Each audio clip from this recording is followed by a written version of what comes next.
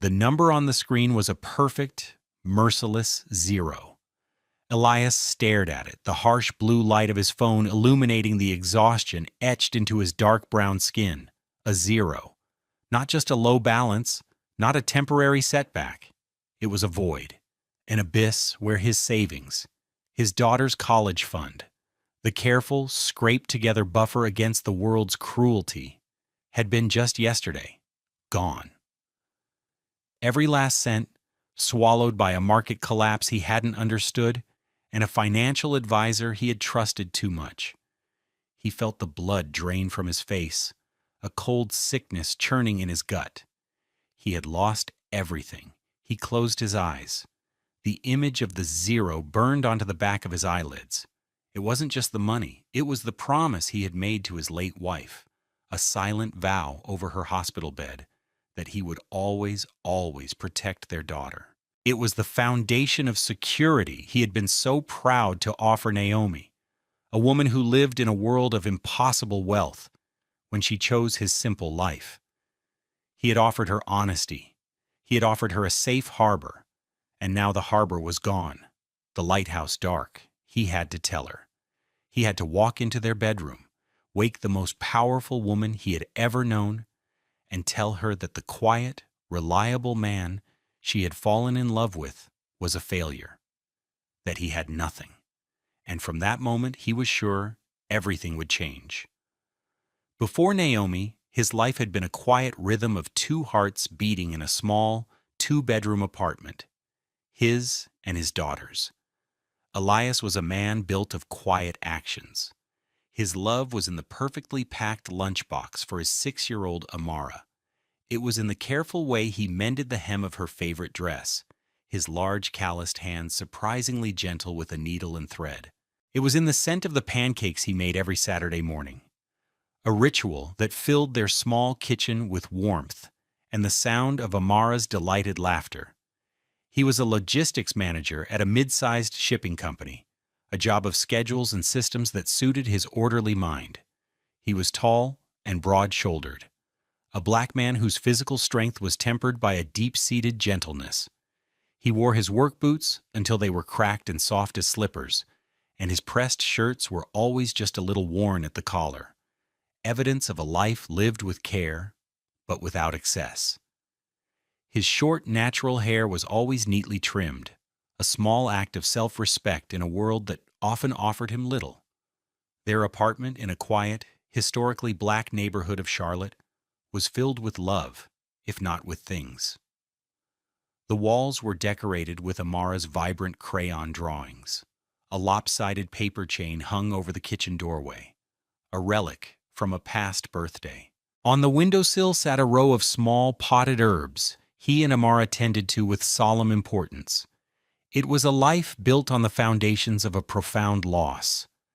His wife Maya had been taken by an illness that moved with the speed and fury of a summer storm. Her absence was a quiet, constant presence, a hollow space in the shape of her laughter, the scent of her jasmine perfume, the way she used to hum gospel hymns while she cooked. Elias never spoke of his grief, but he carried it in the tired lines around his eyes and in the fierce, protective love he poured into their daughter. Amara was his son. She was a whirlwind of energy and questions, a tiny girl with bright, perceptive eyes and natural hair styled in beautiful braids with colorful beads that clicked softly when she moved. She spoke in long, breathless sentences, her thoughts tumbling out in a stream of observations that were often more profound than she knew. She was the keeper of their joy, the one who could pull a genuine, rumbling laugh from his chest with a mispronounced word or a ridiculously serious question about whether butterflies had bedtime stories. She was his reason for every overtime shift, for every careful budget, for every prayer whispered into the quiet dark. She was the living, breathing embodiment of the best part of him and the woman he had lost. His life was a fortress built around her, and he was its sole, weary guardian. Naomi's world was a fortress of a different kind. Hers was built of glass and steel, a penthouse apartment on the 58th floor that offered a breathtaking, panoramic view of a city she felt no connection to.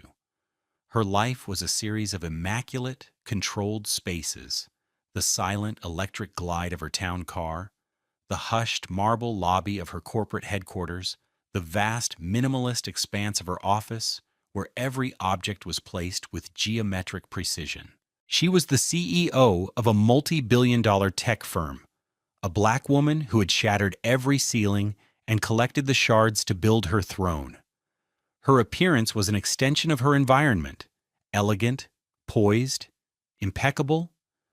Her deep brown skin seemed to glow, a natural luminosity that no cosmetic could replicate. She wore her natural hair pulled back in an elegant updo, a style that was both regal and severe. Her wardrobe consisted of tailored suits in shades of charcoal, navy, and cream. She was beautiful, but it was a remote, untouchable beauty, like a statue in a museum.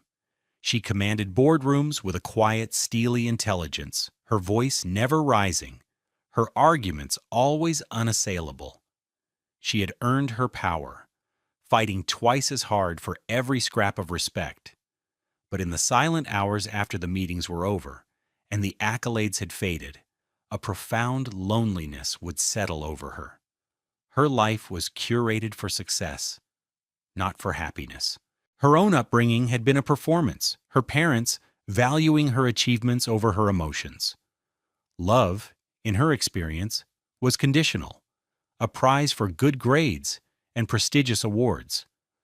A past engagement had ended disastrously when she realized her fiancé loved her ambition, not her. He loved the idea of her, the asset she was to his own career. When she had shown a moment of vulnerability, a crack in the perfect facade, he had recoiled. She had learned her lesson well. Armor was safety, control was survival. She had everything a person could want, and nothing she truly needed. She would stand at her floor-to-ceiling windows looking down at the scattered lights of the city, and feel an ache so deep it was nameless. She was the queen of a vast, empty kingdom. Their worlds collided on a Tuesday afternoon in July. The central air in Naomi's building had failed during a sweltering heat wave, and Elias's company held the emergency maintenance contract. It was his day off, but his replacement had called in sick, and the pay for an emergency call-out was too good to refuse. The problem was Amara. Her daycare had closed early due to the heat, and his usual sitter wasn't answering her phone. He had no choice. He packed her a bag with a coloring book, a juice box, and her favorite stuffed giraffe, and took her with him. He felt a knot of anxiety in his stomach as the private elevator ascended to the penthouse. Bringing a child to a job like this was deeply unprofessional. He instructed Amara in a low, serious voice to be on her absolute best behavior, to sit quietly in a chair and not touch anything. She nodded solemnly, her beaded braids bouncing. When the elevator doors opened, Naomi was standing there, her arms crossed, a look of crisp annoyance on her face. She was on a conference call, her phone pressed to her ear. She gestured impatiently toward a massive humming utility closet, her eyes flicking dismissively over Elias, and then stopping, with a flicker of surprise, on the small girl holding his hand. Elias murmured an apology and set to work. Amara, true to her word, sat in a sleek, uncomfortable-looking chair in the vast living room. But just as Elias identified the faulty compressor, the building's backup generators failed. The lights flickered and died. The emergency lights cast a dim, eerie glow. The silence was absolute. Naomi's phone call had dropped. In the sudden darkness, Elias heard her sharp intake of breath. He turned on his flashlight, its beam cutting through the gloom. "It's okay," he said, his voice calm and steady. "Just a full system trip. It'll come back on." He expected her to be angry, to demand answers. Instead, she was just still. In the dim light, stripped of her corporate authority, she looked smaller, younger. Then, a tiny voice piped up from the corner. "Are you scared of the dark? I used to be. But my daddy says the dark is just the nighttime taking a nap." Elias froze. "Amara," he began, a warning in his tone. But Naomi turned, her posture softening. She walked toward the sound of the small voice. "Did he?" she asked, her own voice softer than he'd imagined it could be. "Yes," Amara said, her voice full of 6-year-old certainty. "And he says the stars are just holes in the blanket so the light can peek through. But we can't see them from here. Your windows are too clean." A sound escaped Naomi's throat. It was a short, sharp bark of surprise. A laugh. It was a real, unguarded sound, and it seemed to startle her as much as it did Elias. She knelt down so she was at eye level with the little girl. "My windows are too clean," she repeated, a ghost of a smile playing on her lips. In the beam of his flashlight, Elias saw something he hadn't noticed before, a flicker of exhaustion, of profound weariness in her eyes. He worked quickly, his hands sure and steady in the dark, and restored the power. When the lights hummed back to life, the spell was broken. Naomi was once again the composed CEO, standing tall in her expensive suit. But something had shifted. As he packed his tools, she stopped him. "Thank you," she said. And then, looking at Amara, who was now diligently coloring a picture of a purple sun, she added, "Your daughter? She's remarkable." Elias just nodded, his throat tight. "She's my whole world." The words hung in the air, simple and profound. Naomi looked from the devoted father to the bright-eyed child, and then around at her vast, silent, perfect apartment. For the first time, she understood with painful clarity what her own world was missing. A week later, Naomi called him. Not his company, but his personal number, which she must have gotten from the work order. Her voice was formal, professional. She explained that she sat on the board of a community center in a struggling neighborhood, and their main building was in desperate need of a full systems overhaul. She said she was impressed by his work and asked if he would consider consulting on the project privately. It was a flimsy pretext, and they both knew it. But it was a bridge. And Elias, against his better judgment, found himself wanting to cross it. The weeks that followed unfolded like a series of quiet, tentative vignettes. Naomi would meet him at the community center, ostensibly to review blueprints, but their conversations would drift. She was fascinated by the quiet dignity with which he moved through the world. He treated everyone, from the center's director to the janitor, with the same gentle respect. He never asked for anything. He never seemed impressed by her wealth or status. He simply saw her. He saw the tired woman beneath the tailored suit. One Saturday they were at the center when Amara, who was helping by organizing crayons, declared she was hungry. On a whim, Elias suggested his apartment, which was only a few blocks away. "I can make my famous Saturday pancakes," he offered, a shy smile touching his lips. Naomi hesitated. Her Saturdays were usually filled with financial reports and strategic planning. The idea of sitting in a small apartment, eating pancakes, felt both terrifying and intoxicating. But Amara took her hand, her small fingers warm and trusting. "They're the bestest," she whispered conspiratorially, "even when he burns one a little bit." The apartment was small and filled with a lived-in warmth that felt more luxurious to Naomi than any designer furniture. While Elias cooked, Amara showed Naomi her room, pointing out every drawing, every treasured rock, every book. Naomi found herself sitting on the floor listening to a breathless explanation of a stuffed giraffe's family history.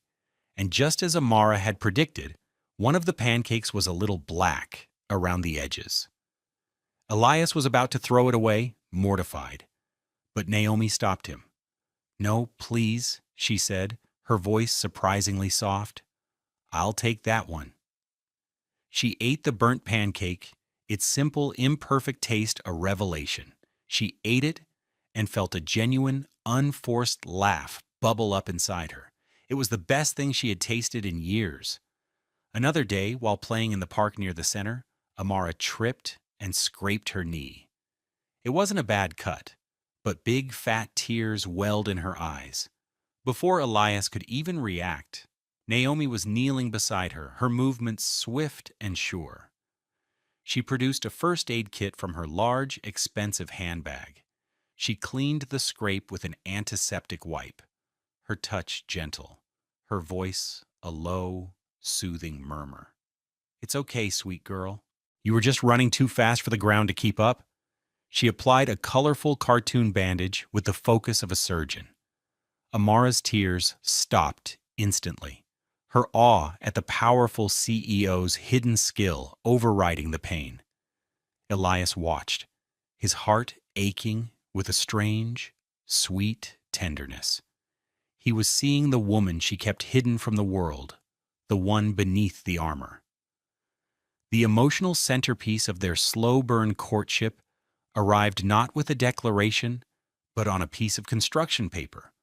One evening, after a long day at the community center, Amara came running up to Naomi, her face alight with purpose. She held out a drawing. It was a child's simple rendering, 3 stick figures under a bright yellow sun. One was tall, with short, curly scribbles for hair. One was small, with long lines decorated with colorful dots. The third stood between them, wearing a triangle dress and with a cloud of careful coils for hair. All 3 were holding hands. "This is my family," Amara announced proudly. She pointed a small finger at each figure. "That's Daddy. He's the tallest. That's me. See my beads?" She pointed to the dots. "And that's you." She looked up at Naomi, her gaze direct and full of innocent conviction. "You're with us now." Naomi took the drawing, her manicured hands trembling slightly.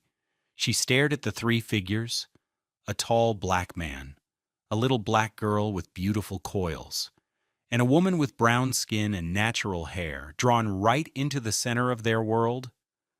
The simple, unfiltered acceptance in the child's eyes, the casual way she had been given a place she never thought she'd have, broke something open inside her. A single hot tear escaped and slid down her cheek. Then another. She sank to her knees, pulling Amara into a hug, burying her face in the child's hair, and cried. She cried for the little girl she had been, who had only ever been praised for her grades. She cried for the woman she had become, so lonely in her glass tower. And she cried with a raw, terrifying, beautiful hope for the woman Amara believed her to be. Elias stood by, his silence a shield, giving her the space to feel it all. He didn't move to comfort her. He simply stood witness, and in that moment, he knew he was falling in love with her. Later that week, sitting on the small balcony of his apartment as the city lights began to glow, they shared their wounds. He spoke of Maya, his voice quiet and thick with memory. He didn't tell stories of her death, but of her life, her terrible singing voice, her love for spicy food, the way she had believed in him more than he believed in himself. Naomi listened, and then, for the first time, she spoke of the crushing weight of her parents' expectations, of a life spent chasing a version of success that had never made her happy. "No one ever wanted me," she whispered into the twilight, the words tasting like rust in her mouth. "They wanted what I could do, what I could become. No one ever just wanted me to be." Elias reached across the small table and covered her hand with his. His touch was warm and solid. "I see you," he said, his voice a low rumble. It wasn't a grand declaration. It wasn't a promise. It was just a simple statement of fact. But for Naomi, it was everything. The present crashed back in with brutal force. The zero on his phone screen was a stark reminder of how fragile his world was. He finally found the courage to tell her. He walked into their bedroom, where she was reading under a soft lamp, and sat on the edge of the bed. He couldn't meet her eyes. He just laid the phone down between them, the screen still glowing with that devastating number. I lost it, Naomi, he stammered, the words catching in his throat. The investment company my old boss recommended, it was a fraud. It's all gone. The savings, Amara's college fund, everything. He finally looked at her, his face a mask of shame and despair. I have nothing left to offer you. He expected shock, anger, disappointment. He saw only a deep, quiet sadness in her eyes, but it wasn't for the money. It was for his pain. She simply took his hand, her grip firm. It's just money, Elias. We'll figure it out. But he couldn't accept her grace. The shame was a poison, clouding his judgment. He saw himself as a burden, a charity case, the very thing he'd sworn he would never be. He grew quiet and distant in the days that followed, the weight of his failure a chasm between them. His timing couldn't have been worse. At Naomi's company, a corporate raider named Marcus Thorne, a man whose ambition was matched only by his cruelty, had been circling for months. He saw Naomi's new life not as a source of strength, but as a fatal weakness. He began to sow dissent among the board members, whispering about her distraction. He hired a private investigator. He learned of Elias's financial ruin. The board meeting was a slaughter. Marcus presented a dossier detailing Elias's bankruptcy, framing it as evidence of Naomi's poor judgment. Her focus is compromised, Marcus said, his voice slick with false concern. She is entangled with a man who has proven himself financially incompetent. This company requires a leader with an unwavering commitment to fiscal strength, not one who is subsidizing a failing household. The words were a calculated strike, designed to humiliate her, to paint her love as a liability. The board members shifted uncomfortably, their loyalty wavering in the face of the stark, cruel numbers. Naomi sat at the head of the table, silent, her face an unreadable mask. Elias, whom she had insisted come with her for moral support, sat in a chair against the wall, feeling every eye in the room on him, branding him a fool. He felt a desperate urge to run, to disappear, to free her from the anchor he had become. That night was the longest of Elias's life. He lay awake in the dark, the silence in their bedroom screaming with everything unsaid. He was a fraud, a weight. He had dragged this brilliant, powerful woman down into his own ruin. He loved her too much to do that to her. He decided with a heart that felt like it was breaking into 1,000 pieces that he had to leave. He would take Amara and go, disappear from her life so she could reclaim the empire she had built. Around 2 a.m. he heard her stir. She slipped out of bed and went into the living room. Elias followed silently, his heart pounding. He saw her silhouette against the vast window of city lights, her phone to her ear. He assumed she was calling her lawyer, her financial team, starting the process of cutting him loose. He leaned against the door frame, hidden in the shadows, preparing himself for the final blow. He heard her whisper, her voice thick with emotion. It was her sister on the line. I know what they said," Naomi whispered, her back to him. There was a long pause. He could imagine her sister's practical advice, urging her to cut her losses. But then Naomi spoke again, and the words she said shattered his world, and then rebuilt it from the ground up. "He came to me today after the meeting," she whispered, her voice cracking. "He said he had nothing to offer me. He thinks he lost everything." She took a shuddering breath. "But he doesn't understand." Her voice grew fierce, a current of pure, unshakable conviction running through it. He is everything. He and that little girl, they're everything. Marcus thinks he can take my company. Let him try. But I am not losing them.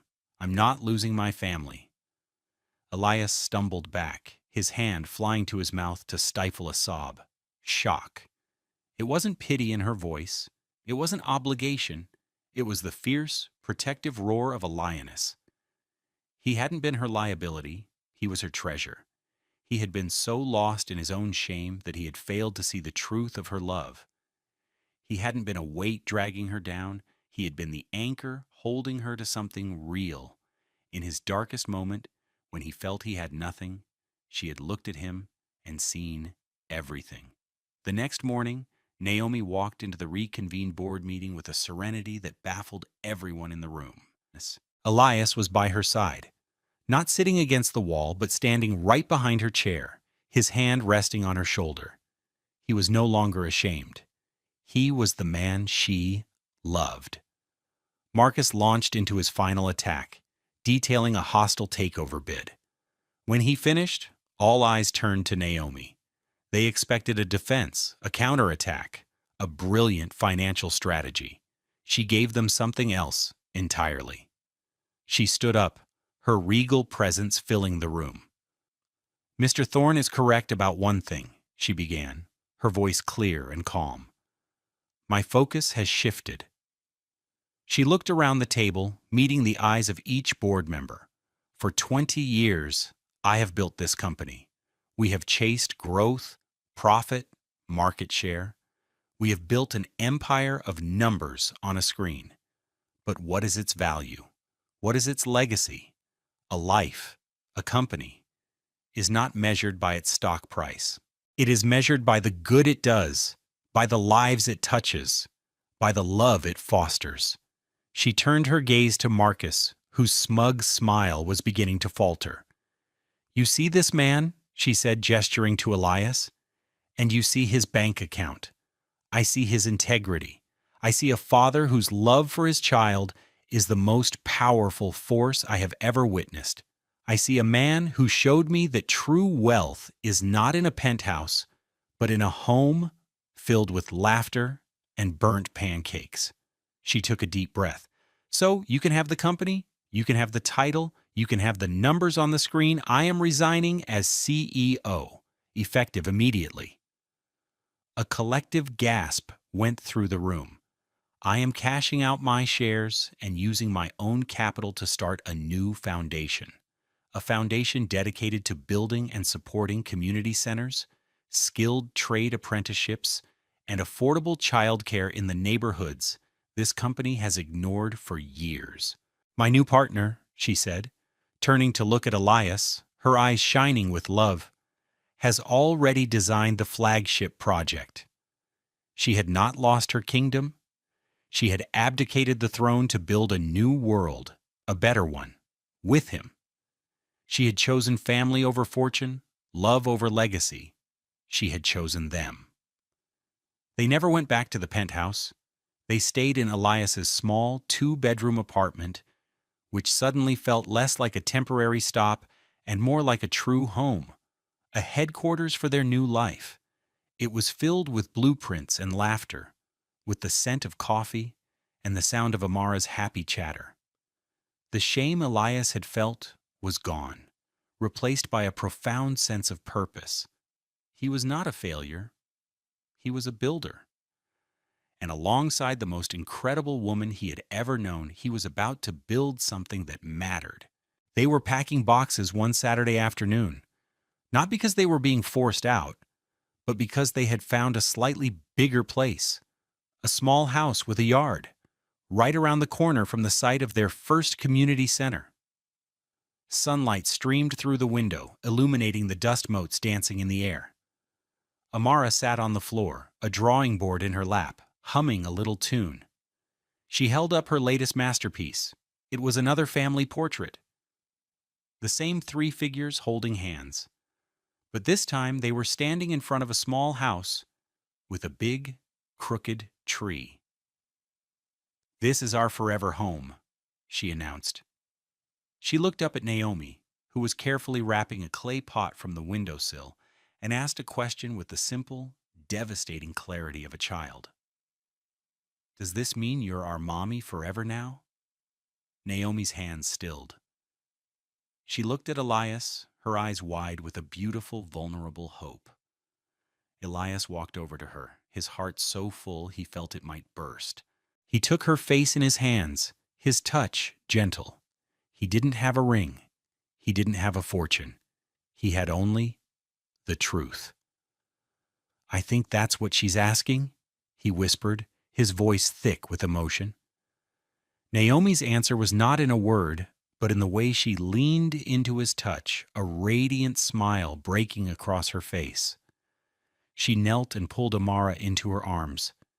Yes, she whispered into the child's hair, forever. And in the golden afternoon light of that small apartment, surrounded by boxes and crayon drawings, a family was not found, but forged.